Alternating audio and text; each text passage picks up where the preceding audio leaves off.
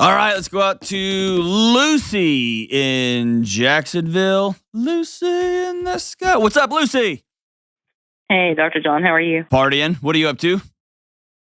I am sitting in my office wondering if you can help me with something. I'm not partying, and hey, we can help each other. Let's do this. All right, so what's up? Sounds good. So I have the awesome privilege of running a crisis pregnancy center in a rural town. Oh, near good for you. Jacksonville. Hey, can I celebrate you? Thank you. Yeah, thank you. It takes a lot of us, not Listen, just me. It takes I a lot of know, us. but you don't make enough money for what you're doing. It says crisis pregnancy on your business card, but you do way, way more than that. And you do that way, way for more people than just those scared, terrified, soon-to-be moms who show up at your front door. Thank you. It's an awesome privilege. You're such a gift, man. You're on the express. I'm grateful for you. Thank you. All right, so how can I help? Thank you.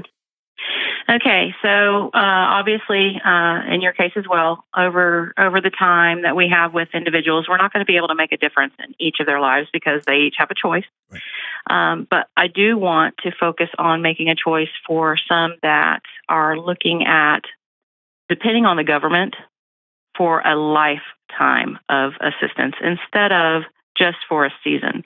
Again, very rural area. A lot of Section 8 housing, like the majority of the town is Section 8 housing, government assistance, free school lunches, and it's generationally just accepted that that's how they have to live.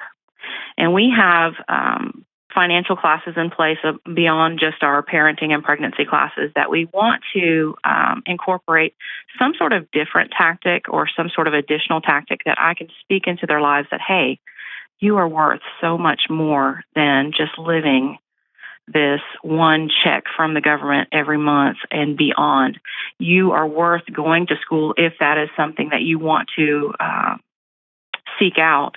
How can I get them to listen to me when generationally it's been accepted? It's even encouraged, Dr. John, in our area to have children to continue this cycle. And again, I'm not going to reach everybody, and that's okay. But for the one that will listen, what's a tactic that I can incorporate that I may not be thinking of now?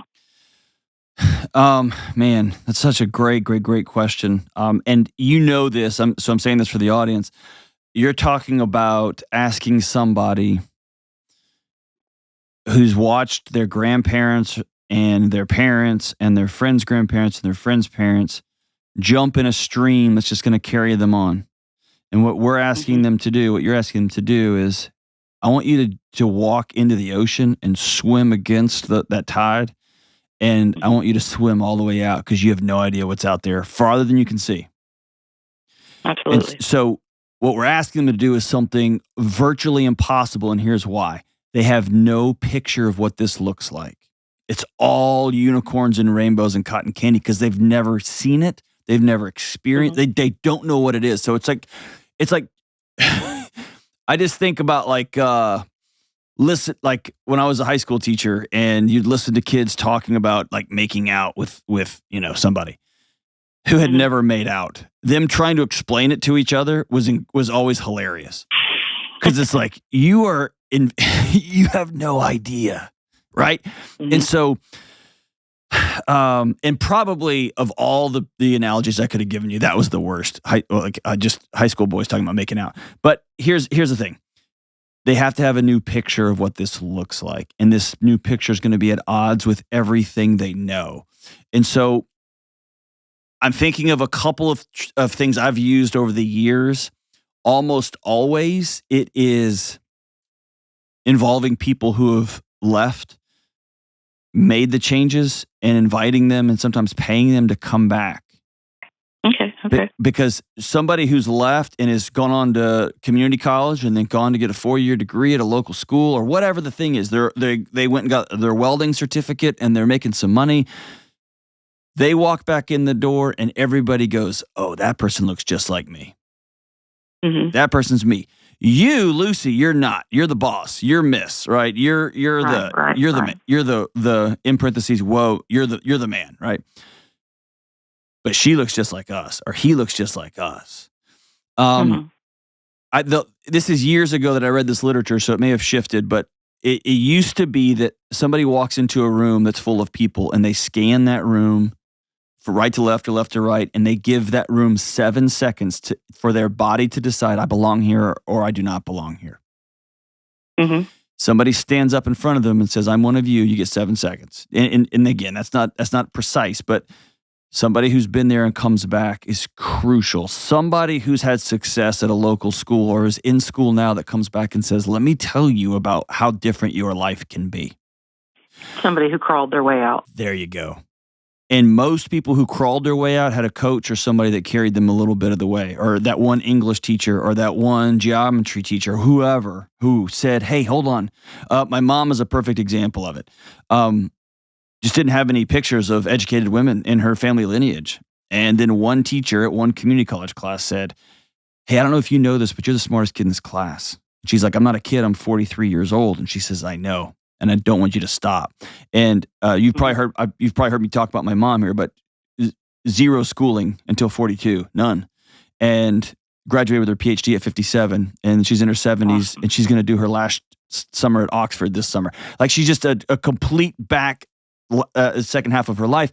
But because a couple of professors said, holy smokes, you got something really special, right? And she said, I can be one of you guys. I can be one of y'all, right?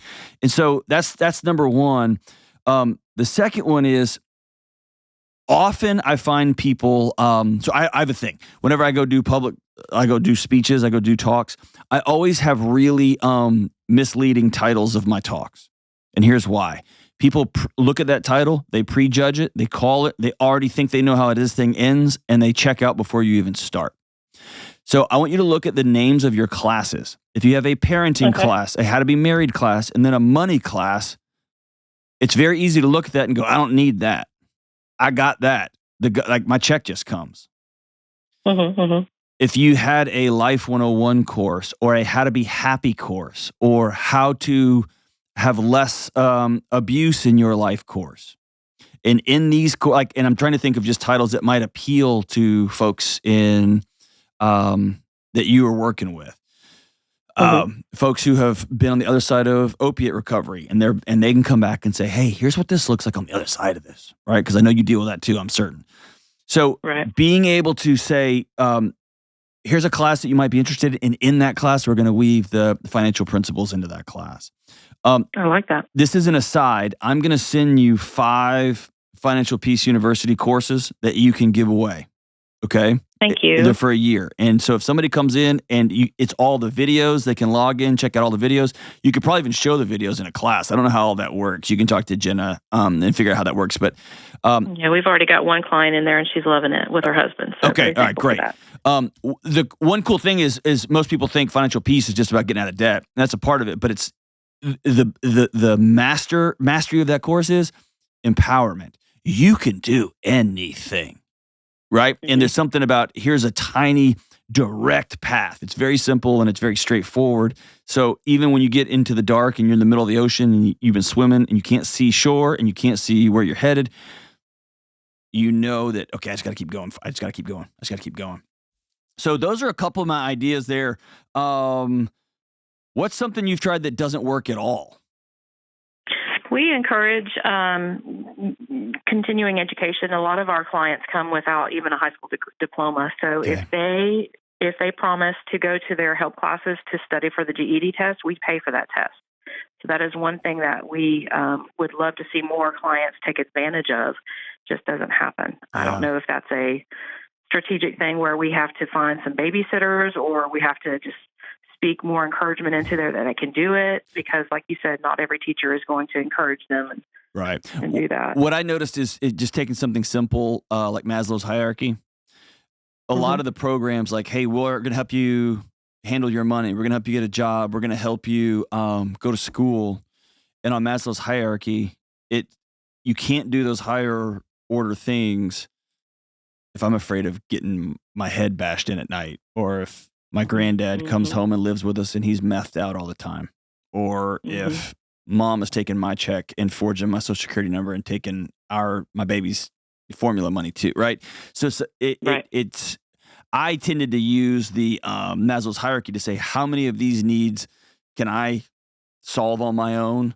And how many of these can I make sure that there are direct referrals, and not just, well, here's the list of psychiatrists in the area, but where are some direct, I'd go meet with people, but where are some direct referrals and resources there on that Maslow's hierarchy that would allow people to then come in and go, okay, my kids are safe. I'm safe. I got a warm place to live. I got a full belly. Now I'm ready to learn. I'm ready to change my life. And that's hard for folks who are living a section. I mean, just who are just grinding it and grinding it and grinding it. I think it's gonna be a fun retreat for you and your staff to just reimagine the whole thing and say, how do we provide pictures so that the folks who walk in our doors can say, okay, I'm here. Oh, but I see her. I could be there. I see him. I could be over there. I could be there. Where is a men's group for a group of guys to get together in your community just to say, I'm not okay. How are you guys? Or a group of new moms, or a group of, where can people get together and see each other? And then you get a new picture. When you get a new picture, then I suddenly have a path forward. When that one kid in your neighborhood makes it out, everybody goes, okay, I can do that. If he can do that, I can do that. And I may not make it all the way to where he made it, but I can at least go for it. Thank you so much for your work, Lucy. Hope that helps. You're infinitely more wise in this stuff than I am because you're living it every day. But I hope those couple of those suggestions weren't too lame, and I hope they help a little bit.